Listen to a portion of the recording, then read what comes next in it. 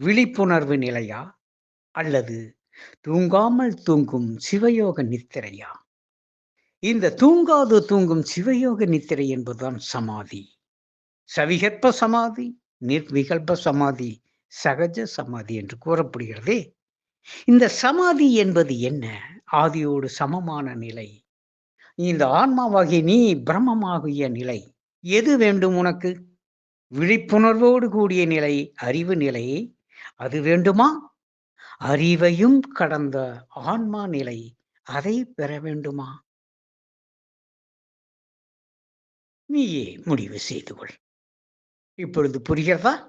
இந்த குருமார்கள் விழிப்புணர்வோடு இரு என்பது அறிவோடு நிலைத்திரு என்று கூறப்படுகிறது.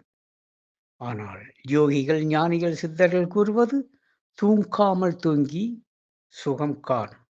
நீ நீயாக உன்னை அறிவதற்கு இந்த யோக நித்திரையில் நிலைத்திரு என்று கூறப்படுகிறது. ஆகவேதான் இந்த குண்டலினியின் மகிமை உன்னை தூங்காது தூங்கும் சிவயோக நித்திரையில் ஆழ்த்துகிறது.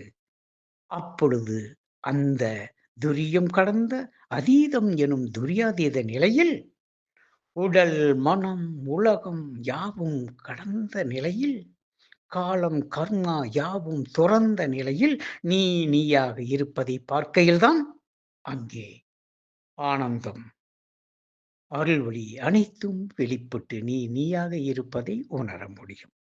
எனது அன்பு நிறைய அருளாசீர், இதனை புரிந்து கொள்வாயா?